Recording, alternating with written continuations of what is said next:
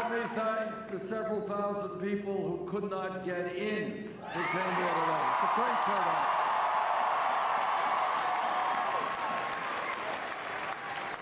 And let me thank Dulcie and Anania and Dorothy for their strong introductions.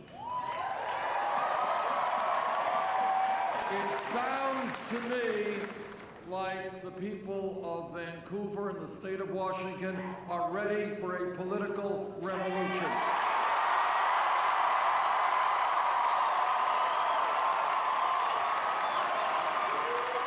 You know, when we began this campaign about 10 months ago, the general feeling of the media and the pundits is that we were looking at a coronation, that there was an anointed candidate who would simply and quietly get the Democratic nomination. 10 months. 10 months have come and gone. Doesn't look to me like that's the case.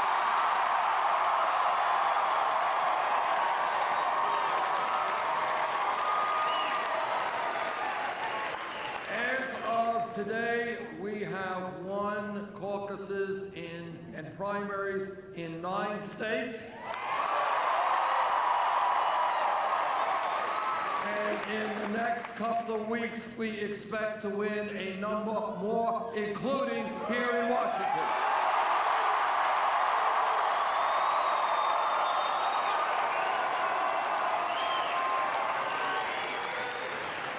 And we are winning and generating an incredible amount of excitement because the American people know that we have some very serious crises, and these crises are not going to be solved by establishment politics or establishment economics.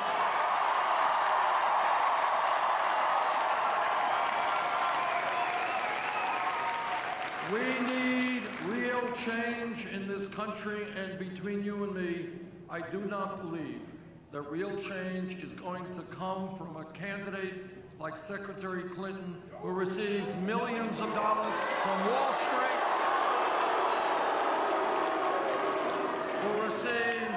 who has a super PAC that receives $15 million from Wall Street, money from the fossil fuel industry, money from the drug companies.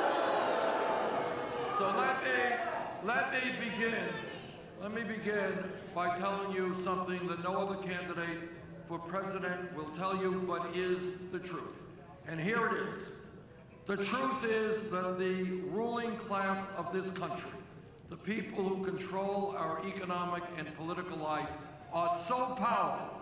And I'm talking about Wall Street, which literally has, and I mean this literally, an endless supply of money. I'm talking about corporate America that would shut down a plant in Washington and move elsewhere if they can make $5 more in profit. I'm talking about the corporate media, which will talk about everything except the most important issues facing the American people.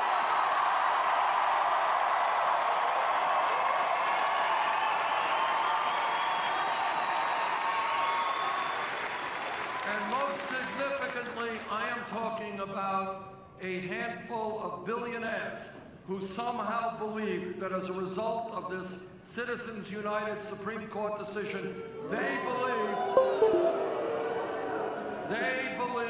that with their billions, they have a right to purchase candidates and win elections for the wealthy and the powerful. And what this campaign is essentially about is whether or not we retain our democratic foundations or whether we move to an oligarchic form of society. So today here in Vancouver, we say to the billionaire class, we say to corporate America, we say to Wall Street, no, this country is not going to become an oligarchy. We are a democracy.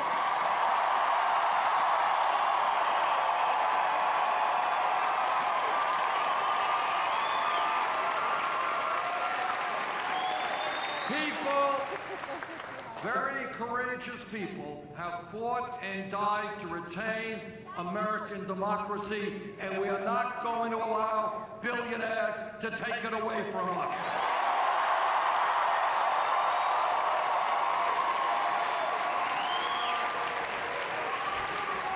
Now, one of the reasons that this campaign has surprised so many people and is doing so well is that we're doing something extremely unusual in American politics. We are telling the truth.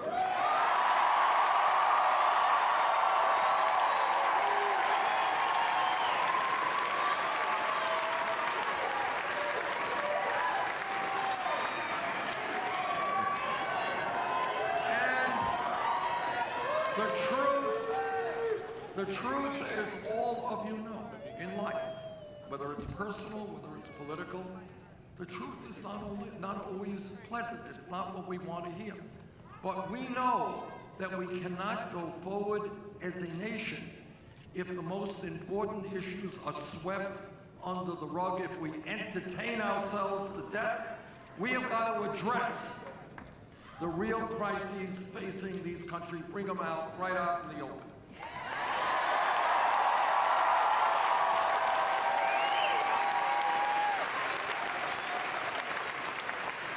Issue number one, as I just mentioned, our current campaign finance system is corrupt. It is undermining democracy. Now, one of the goals of this campaign is to do everything that we can, is to get Americans to think outside of the box. Not to believe that the reality that is in front of us is the only reality that we can create.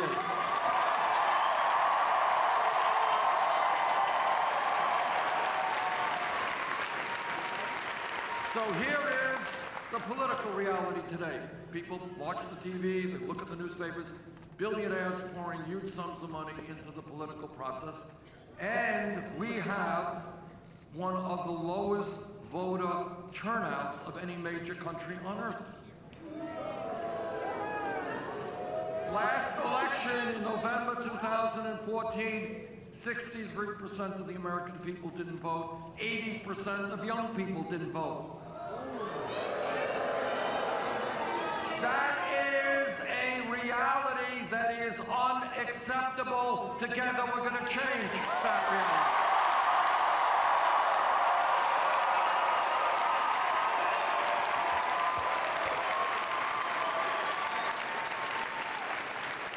It's not just a corrupt campaign finance system. Right now, all over this country, you got Republican governors who are doing everything they can to suppress the vote, to make it harder for African Americans, for Latinos, for poor people, for old people to participate in the democratic process. How outrageous is that? Job is to have and create a nation in which we have one of the highest voting rates in the world, not one of the lowest.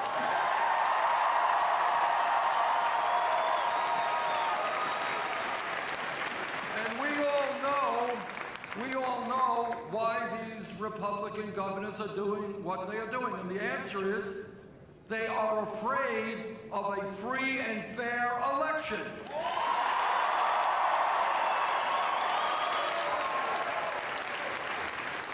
So I say to those Republican governors and legislatures, if you don't have the guts to compete in a free and fair election, get out of politics, get a new job.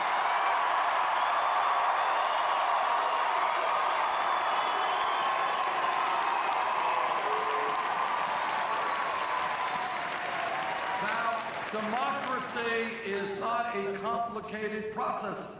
All that it means is one person, one vote. You gotta vote, you gotta vote, you gotta vote. It is not about governors trying to prevent you from voting. It is not about billionaires buying elections. And if I have anything to say about it, and if elected president, I will.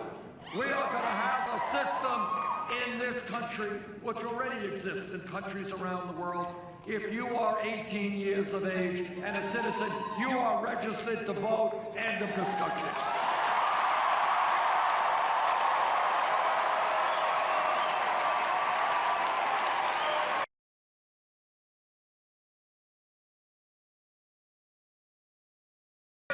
A rigged economy looks like. It looks like a nation in which the top 1/10 of 1%, not 1%, 1/10 of 1%, now owns almost as much wealth as the bottom 90%. It is an economy in which the 20 wealthiest people, 20 people, now own more wealth than the bottom half of America, 150 million Americans. And let me give you just one out of many examples of what a rigged economy means. It means that the wealthiest family in this country is the Walton family that owns Walmart. And this family pays its employees wages that are so low that many of these workers have to be on Medicaid, food stamps, or subsidized housing. And who do you think is paying in taxes for that food stamps and Medicaid and subsidized? You are. What a rigged economy is about is when working people pay higher taxes to subsidize the company owned by the wealthiest family in America.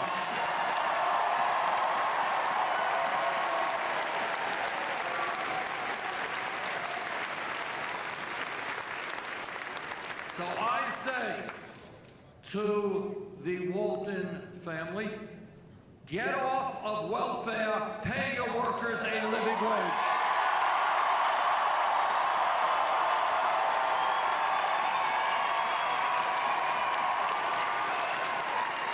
A rigged economy is when the middle class has a tax rate, an effective tax rate, which is higher than many millionaires and billionaires. That's a rigged economy. A rigged economy is when large corporations making billions of dollars a year in profit in a given year pay nothing in federal income taxes. So are you ready for a radical idea? We are going to create an economy that works for all of us, not just the 1%.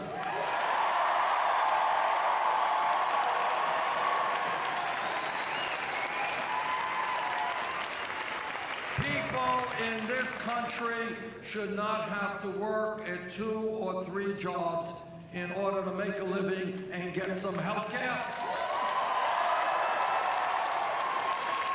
Mom should not have to work, dad, and kids working. That is not what this country is supposed to be about, and that is why we're going to raise the minimum wage nationally to $15 an hour.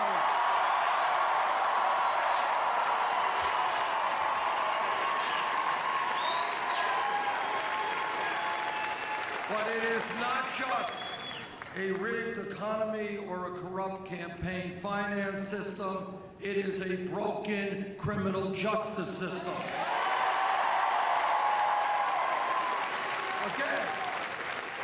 Again, I ask you to think outside of the box and ask yourselves why in this country today we should have more people in jail, largely African American, Latino, Native American, than any other country on earth. That's crazy. Meanwhile, while we have more people in jail, we also have rates of youth unemployment for African American kids that are now at 51%. What we are going to do is invest in education and jobs, not jails and incarceration.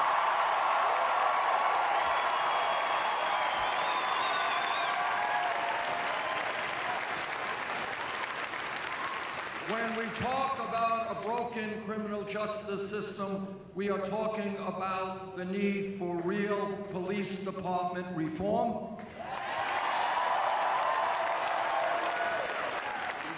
Whether we're black or white or Latino or Asian American or Native American, we are tired of seeing unarmed people being shot by police.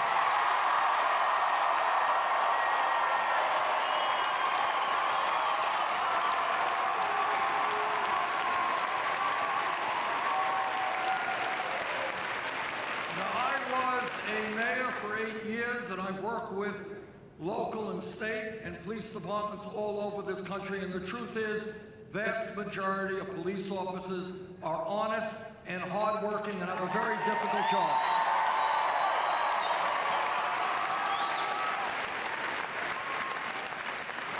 But here is the other truth. Like any other public official, if a police officer breaks the law, that officer must be held accountable.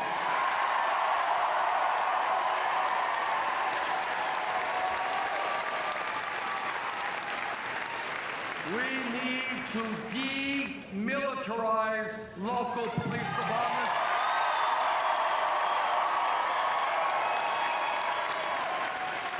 We need to make local police departments look like the diversity of the communities they're serving. We need to recognize that to a significant degree, the war on drugs has failed.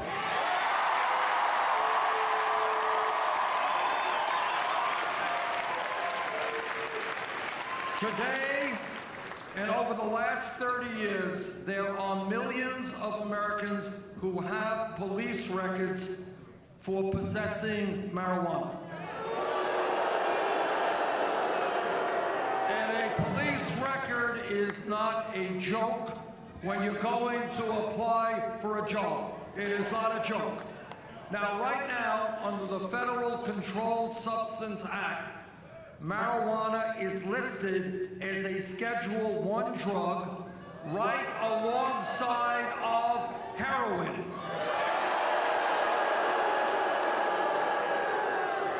Now, while scientists and others may argue the pluses and minuses of marijuana, everybody knows it is not a killer drug like heroin.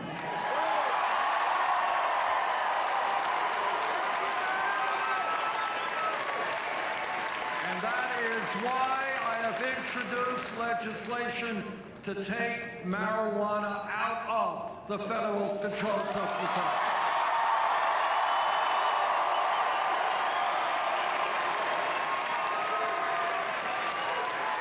Now, as you all know, it is a decision of the state whether or not to legalize marijuana, but it should not be a federal crime.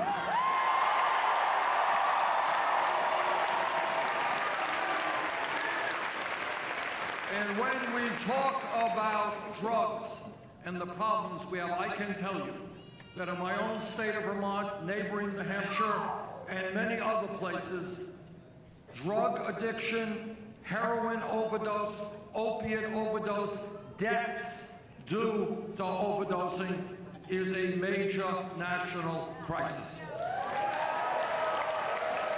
And what we have got to recognize is that if we're going to be effective in addressing that crisis, we have got to look at substance abuse as a health issue, not a criminal issue.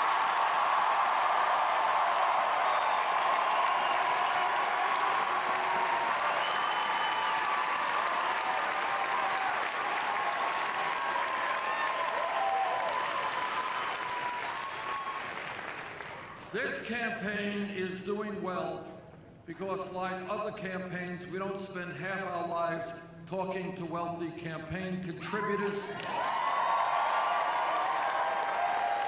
We are listening to the American people. And this is what the American people are telling us.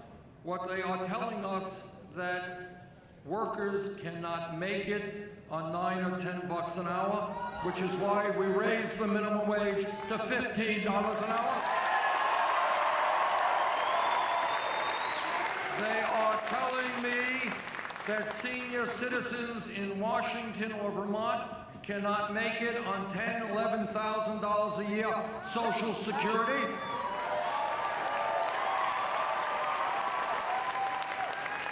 My Republican colleagues in the Senate want to cut Social Security.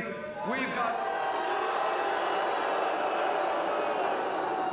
some bad news for them. We are going to increase benefits in Social Security.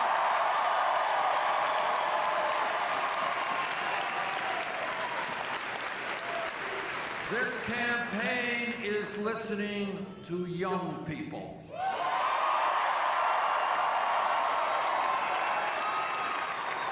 The young people who, by definition, are the future of America.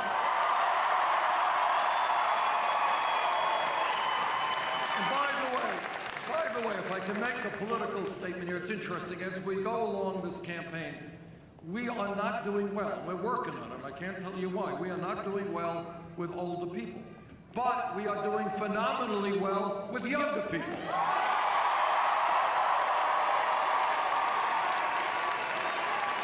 In fact, in most of the elections that we have had, we win the majority of votes of people under 45 years of age.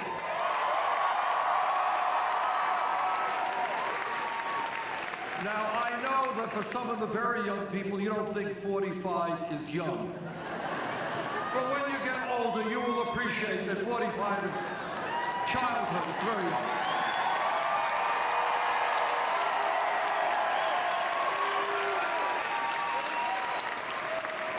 And there was a report that just came out the other day that said that we have received more votes from people under 30 than Trump and Clinton combined.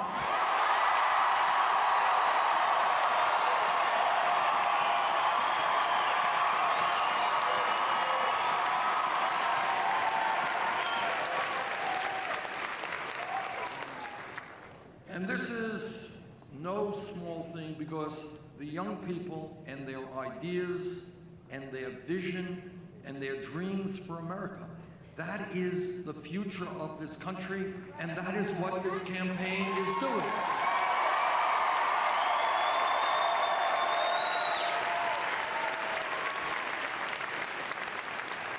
And when we listen to young people, this is what they are telling me. They're saying, Bernie, how does it happen that when everybody tells us we have got to get a good education, that education is so vitally important to our futures and the future of the country, why is it that we're leaving school $30,000 or $50,000 in debt?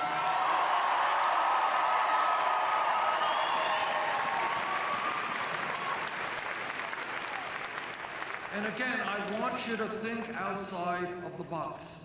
Everybody knows that education and learning is inherent in who we are as human beings. Everybody here knows that we are living in a competitive global economy. We need the best educated workforce in the world to succeed.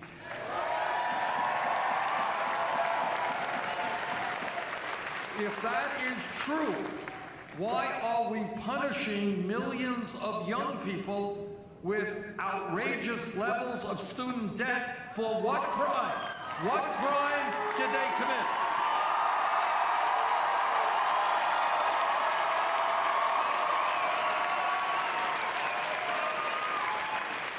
Last that I heard, getting an education was not a crime that deserved punishment.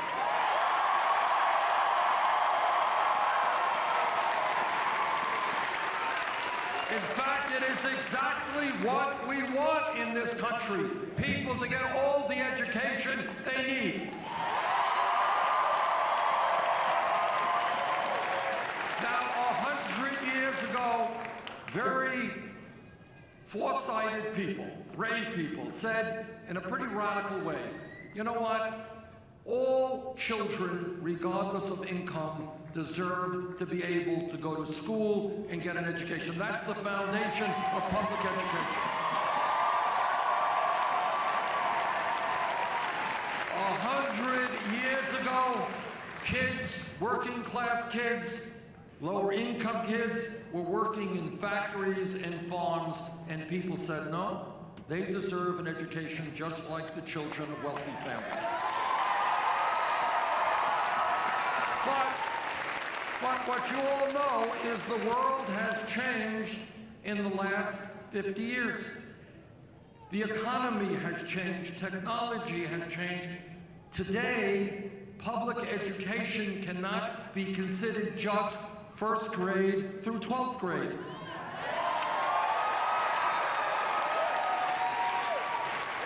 In many ways, a college degree today is the equivalent of what a high school degree was 50 years ago.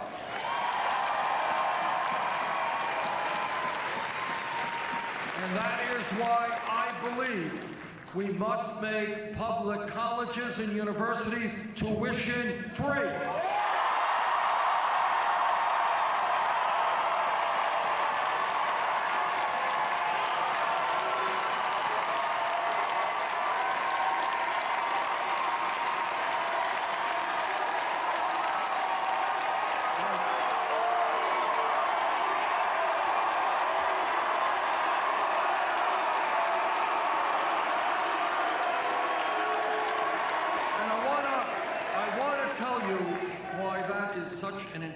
Concept. It goes beyond the obvious. I grew up in a family, didn't have a lot of money. Neither of my parents went to college. And that's true. That is true for millions of families in America today. If we can make it clear that public colleges and universities are tuition free, what that will mean is that every kid, regardless of his or her income, here in the state of Washington, that kid will know that if they study hard, do well in school, regardless of their income, they will be able to get a college education.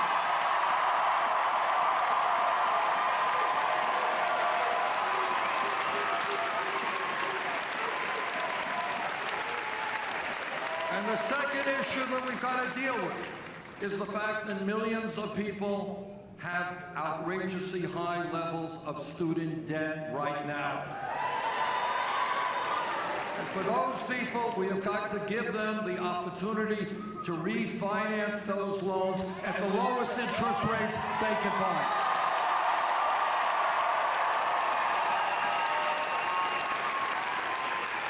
Now, my opponents and members of the establishment, they attack me and they say, well, Bernie, you know, you're like Santa Claus, you're giving out all of this free stuff. How are you going to pay for it?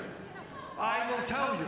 And this again requires thinking outside of the box. 8 years ago, as a result of the greed and recklessness and illegal behavior on Wall Street, Congress bailed them out. Well, I think that right now it is time for a tax on Wall Street speculation.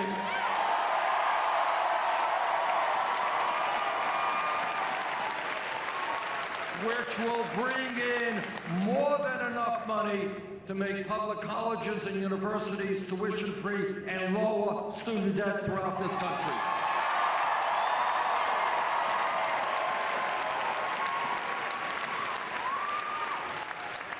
If Congress could bail out Wall Street, now it is the time for Wall Street to help the middle class of this country.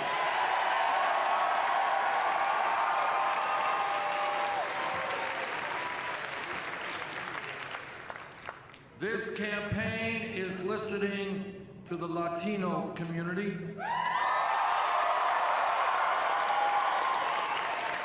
With 11 million undocumented people in this country, they are asking, and I agree, for comprehensive immigration reform and a path toward citizenship.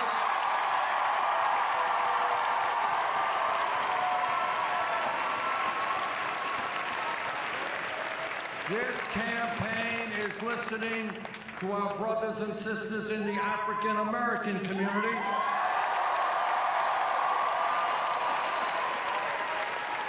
And they are tired of seeing their communities racked with high unemployment, inferior schools, lack of health care.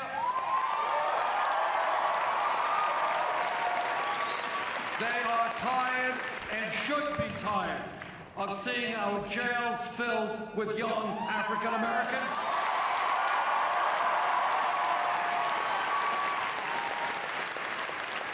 We are all tired of seeing Flint, Michigans, where children are being poisoned.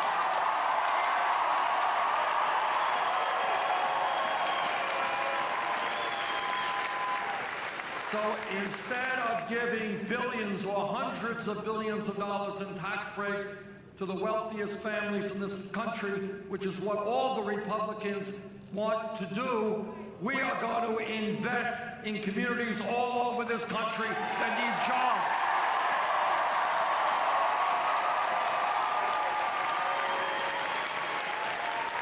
We don't need any more Flint, Michigans. And by the way, if you think it's just Flint, Michigan, which has a water system that is collapsing, you'd be wrong. Hundreds of communities in this country face serious water problems. We have our infrastructure as a nation, which is collapsing in many parts of this country. Water systems, wastewater plants, roads in my state, many of our bridges are in need of major repair. Airports, rail, levees and dams.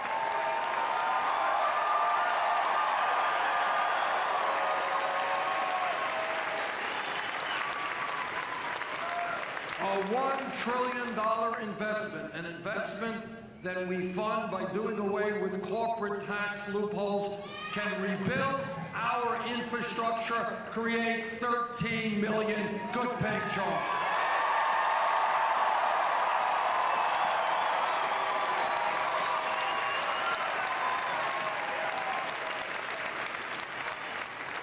This campaign is listening to the Native American communities.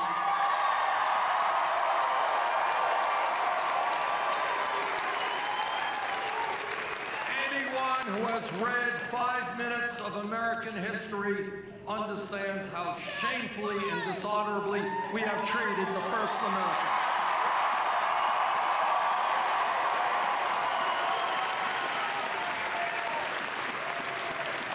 We owe the first Americans so much for enriching our culture and for teaching us about the environment that we live with nature, not against nature.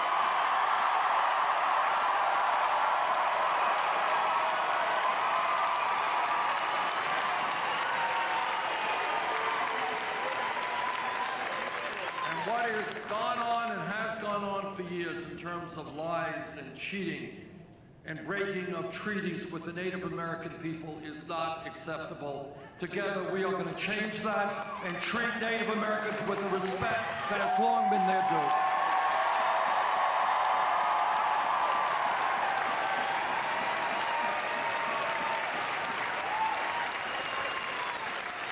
I am a member of the U.S. Senate Committee on the Environment. And I will tell you what all of you know, and yet my Republican colleagues apparently do not know. And that is climate change is real.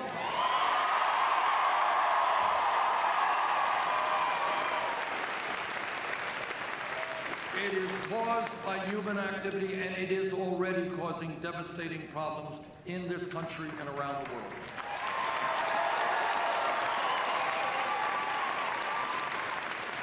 We have a moral responsibility to leave this planet in a way that is healthy and habitable for future generations.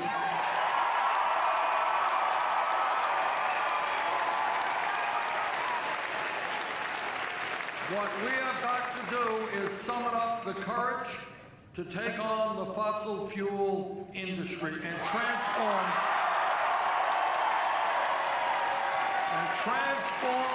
our energy system away from fossil fuel to energy efficiency and sustainable energies.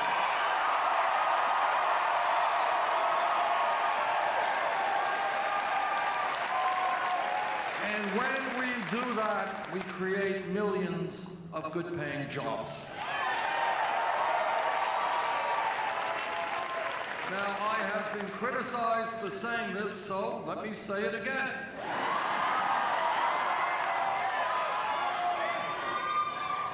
Every major country on earth, throughout Europe, Scandinavia, Canada, guarantees health care to all of their people.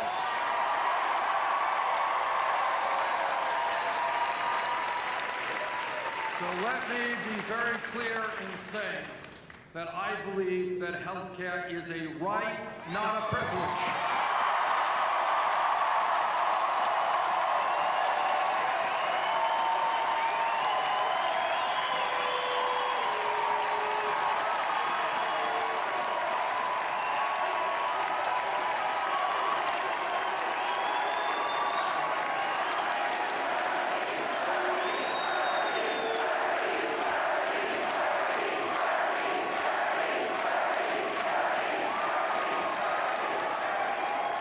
The Affordable Care Act, and I'm on the committee that helped write it, has done some very important things, but we have got to go further.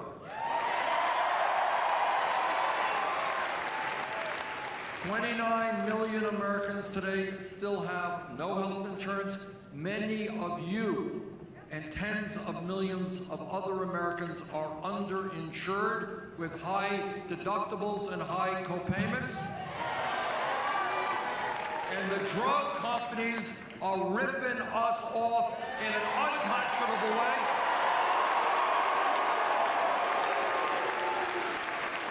They are charging us by far the highest prices in the world for medicine. People are dying in America because they can't afford the drugs their doctors prescribe. That is why I believe the time is long overdue for this country to move toward a Medicare for all single-payer program.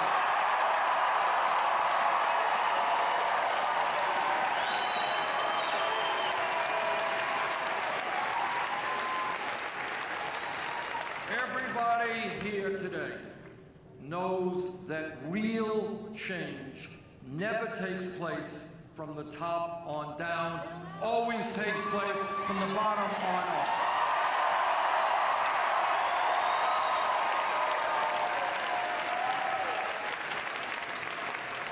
That is true of workers coming together to form unions to fight for dignity and decent wages and decent benefits in their jobs. This is the history of the civil rights movement, where blacks and their white allies came together to say, sorry, segregation and racism is not acceptable in America.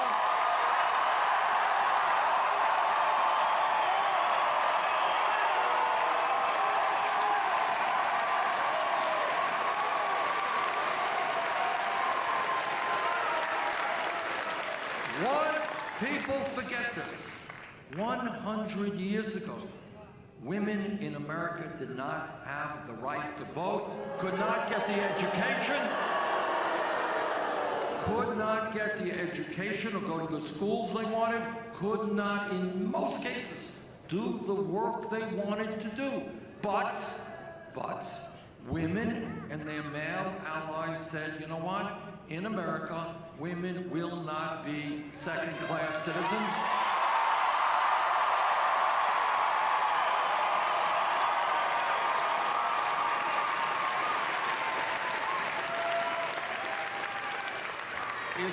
were, and again, if we were in this room 10 years ago, which from an historical perspective is no time at all, we were here 10 years ago and somebody jumped up and said, you know, I think that gay marriage will be legal in 50 states in America by the year 2015. The person next to him would have said, you are nuts, what are you smoking?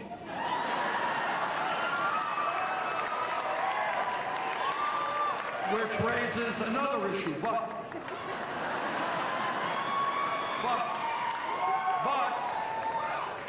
and here is the point. The gay community and their straight allies stood up against horrific hatred. I mean, I've seen some of that hatred personally.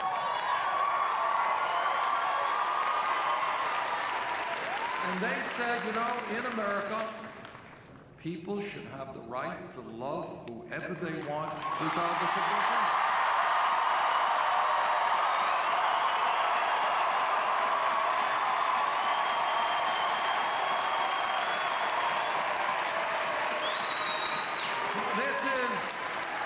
This is the point.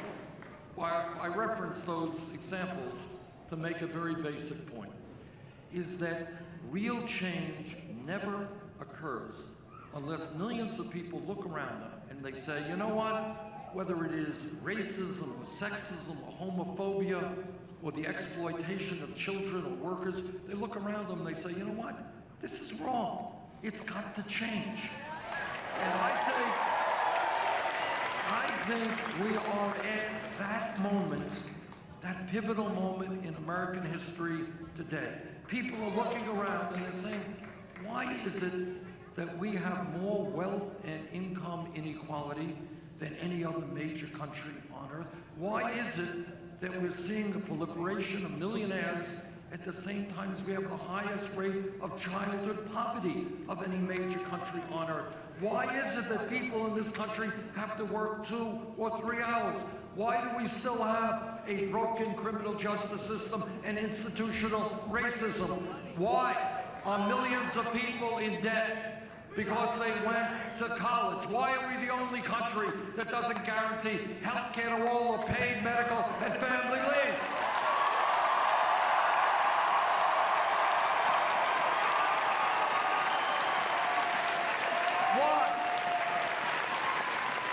And then my opponent and others say, oh, Bernie is thinking too big. These ideas are too radical.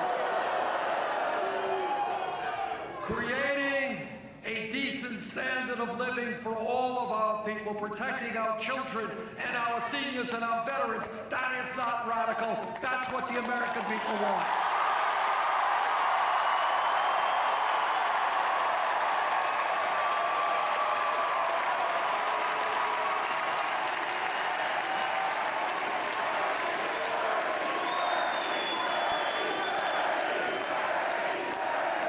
Next Saturday at 9 a.m. in caucuses all over the state of Washington, you will have an opportunity to help lead this country in a very different way.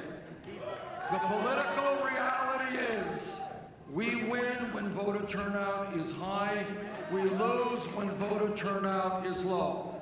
Next Saturday, 9 o'clock, please bring your friends and your co-workers and your family.